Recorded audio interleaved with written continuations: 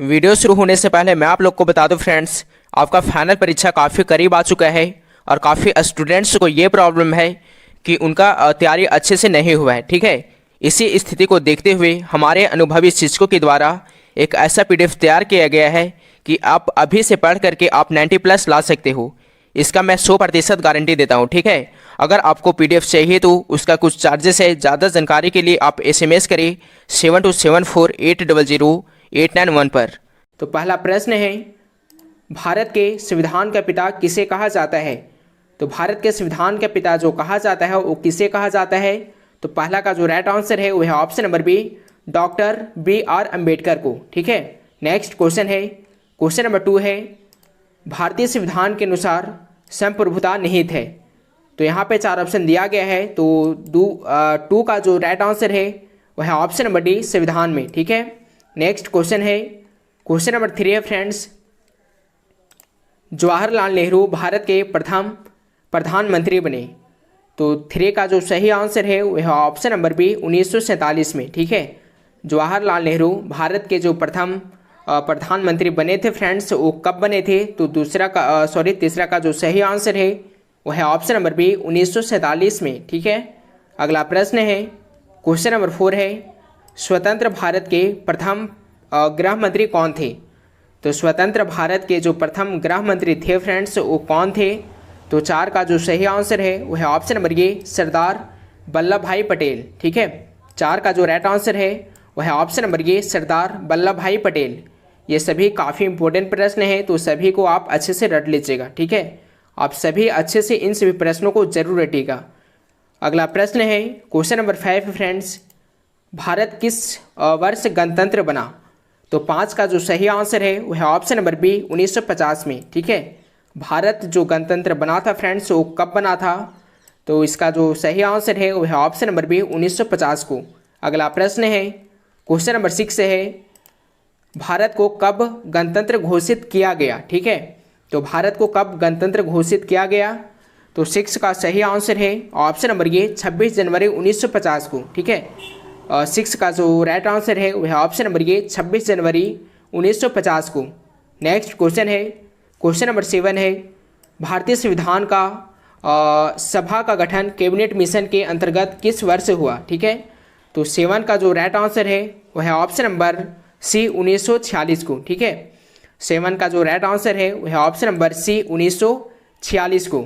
अगला प्रश्न है, क्वेश्चन नंबर 8 है फ्रेंड्स, स्वतंत्र भारत के प्रथम गवर्नर जनरल कौन था? ठीक है, तो 8 का जो राइट आंसर है वो है option number A, Lord Mountbatten. ठीक है, स्वतंत्र भारत के जो प्रथम गवर्नर जनरल थे फ्रेंड्स वो कौन थे? तो इसका सही आंसर है option number A, Lord Mountbatten. अगला प्रश्न है, क्वेश्चन नंबर 9 है, पाकिस्तान का पहला प्रधानमंत्री कौन था? ठीक है, तो पाकिस्तान का जो पहला प्रधानमंत्री था फ्रेंड्स वो कौन था? तो 9 का सही आंसर है option number B, Liaquat Ali. ठीक है, नेक्स्ट क्वेश्चन है, क्वेश्चन नंबर 10 है, संविधान सभा की बैठक में कितने सदस्य उपस्थित थे? ठीक है, तो यहाँ पे 4 ऑप्शन दिया गया है, तो 10 का जो सही आंसर है फ्रेंड्स वो है ऑप्शन नंबर बी, 210 सदस्य। अगला प्रश्न है, क्वेश्चन नंबर 11 है, लॉर्ड माउंटबेटन ने वायसराय के रूप में पद ग्रहण कब किया? तो यहाँ पे ऑप्शन दिए हुए हैं, तो 11 का जो राइट आंसर है वह है ऑप्शन नंबर ए, 24 मार्च 1947 को। ठीक है, 11 का जो राइट आंसर है फ्रेंड्स वह है ऑप्शन नंबर ए, 24 मार्च 1947 को। अगला प्रश्न है, 1895 ईस्वी के स्वराज विधेयक किसके निर्देशन में तैयार किया गया? तो 12 का जो सही आंसर है वह है ऑप्शन नंबर सी, बाल गंगाधर तिलक। ठीक है, 12 का जो सही आंसर है वह है option number C. Next question है, question number 13 friends, cabinet mission के सदस्य थे। तो कैबिनेट मिशन के जो सदस्य थे फ्रेंड्स वो कौन थे? तो 13 का जो सही आंसर है वह है ऑप्शन नंबर डी, इनमें से सभी। ठीक है, कैबिनेट मिशन के जो सदस्य थे ये सभी थे, यानी ये तीनों थे। अगला प्रश्न है, क्वेश्चन नंबर 14 है, भारतीय संविधान सभा के अध्यक्ष कौन थे? तो भारतीय संविधान सभा के जो अध्यक्ष थे फ्रेंड्स वो कौन थे? तो 14 का सही आंसर है option number B, Rajendra Prasad. ठीक है, 14 का जो सही आंसर है वह है option number B Rajendra Prasad. अगला प्रश्न है क्वेश्चन नंबर 15 है, निम्न में से कौन महिला भारतीय संविधान सभा की सदस्य थी? तो यहाँ पे 4 ऑप्शन दिए गए हैं, तो 15 का जो सही आंसर है वह है ऑप्शन नंबर डी इनमें से सभी। ठीक है, 15 का जो सही आंसर है वह है ऑप्शन नंबर डी इनमें से सभी। 16 नंबर क्वेश्चन है, संविधान सभा की संचालन समिति के अध्यक्ष कौन थे? तो 16 का सही आंसर है ऑप्शन नंबर ये राजेंद्र प्रसाद। ठीक है, 16 का जो राइट आंसर है वह है ऑप्शन नंबर ये राजेंद्र प्रसाद।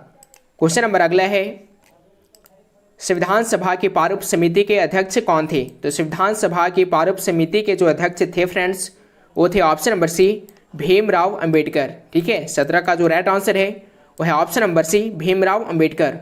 नेक्स्ट क्वेश्चन है, क्वेश्चन नंबर 18 है, भारतीय संविधान कब लागू किया गया? तो भारतीय संविधान जो लागू किया गया था वो कब किया गया था? तो 18 का सही आंसर है ऑप्शन नंबर डी 26 जनवरी 1950 को। ठीक है, नेक्स्ट क्वेश्चन है, क्वेश्चन नंबर 19 है फ्रेंड्स, 24 जनवरी 1950 को संविधान सभा के कितने सदस्यों ने संविधान पर हस्ताक्षर किए? तो इसका जो सही आंसर है वह है ऑप्शन नंबर सी 284। ओके, अगला प्रश्न है क्वेश्चन नंबर 20 है, संविधान के निर्माण में कितना समय लगा? तो संविधान के निर्माण में जो समय लगा था फ्रेंड्स वो कितना लगा था? तो 20 का जो सही आंसर है वह है ऑप्शन नंबर बी 2 वर्ष 11 माह 18 दिन। ठीक है, जो संविधान के निर्माण में समय लगा था फ्रेंड्स वो लगा था 2 वर्ष 11 माह और 18 दिन।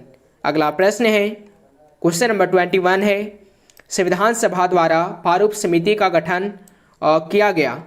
तो 21 का जो सही आंसर है वह है ऑप्शन नंबर ये 29 अगस्त 1947 को। ठीक है, और 21 का जो राइट आंसर है वह है ऑप्शन नंबर ये 29 अगस्त 1947 को। ठीक है, अगला प्रश्न है क्वेश्चन नंबर 22 है फ्रेंड्स, बांग्लादेश की स्थापना हुई।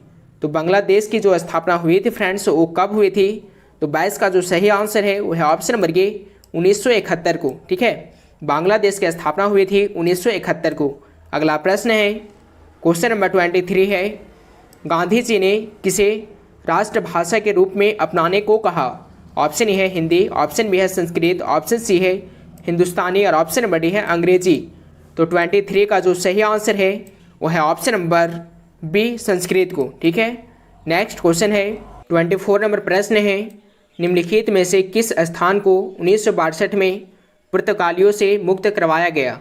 तो 24 का सही आंसर है ऑप्शन नंबर ए गोवा को। ठीक है, अगला प्रश्न है क्वेश्चन नंबर 25 है, निम्नलिखित में से कौन 1947 के बाद भी पुर्तगालियों का उपनिवेश था?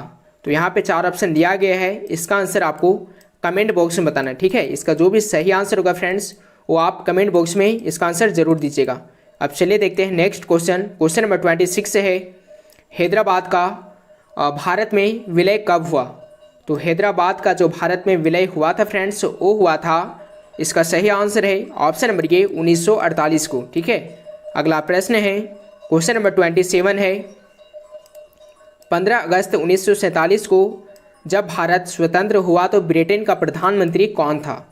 तो यहाँ पे 4 ऑप्शन दिए गए हैं, तो 27 का सही आंसर है ऑप्शन नंबर ये इटली। ठीक है, नेक्स्ट क्वेश्चन है क्वेश्चन नंबर 28 है, भारत का विभाजन किस योजना के तहत हुआ?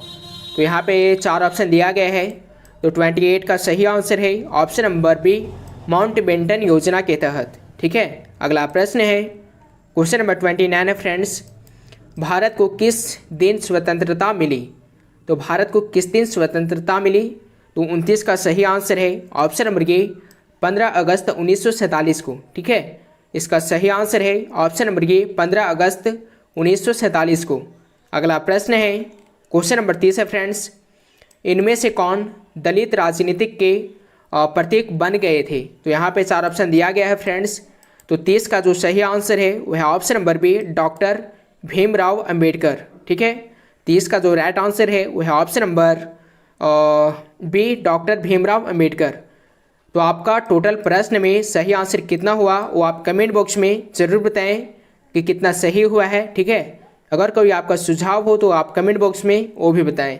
तो मिलते हैं नेक्स्ट वीडियो में। Thanks for watching. अगर चैनल पर नए हो तो चैनल को सब्सक्राइब करके बेल आइकन को प्रेस करके और ऑल पे सिलेक्ट जरूर कीजिएगा, ठीक है, ताकि इसी तरह से मैं वीडियो अपलोड करूँ तो आपके पास सबसे पहले पहुँचे। तो मिलते हैं नेक्स्ट वीडियो में। Thanks for watching. और मैं आपको बता दूं फ्रेंड्स, आपको आर्ट्स का सारे विषयों का सब्जेक्टिव VVI क्वेश्चन चाहिए तो आप गूगल में सर्च करेंगे www.forexampower.com, ठीक है, और फिर आपको आर्ट्स का सारे सब्जेक्ट का सब्जेक्टिव इंपॉर्टेंट क्वेश्चंस मिल जाएंगे। तो आप वहां से अच्छे से पढ़ सकते हो सब्जेक्टिव प्रश्न, ठीक है। और आपको यहाँ पे मिल जाएंगे ऑब्जेक्टिव, और वहाँ पे आपको मिलेंगे सब्जेक्टिव प्लस ऑब्जेक्टिव दोनों। तो आप वहाँ से अच्छे से तैयारी कर सकते हो, ठीक है। तो चलिए वीडियो को शुरू करते हैं।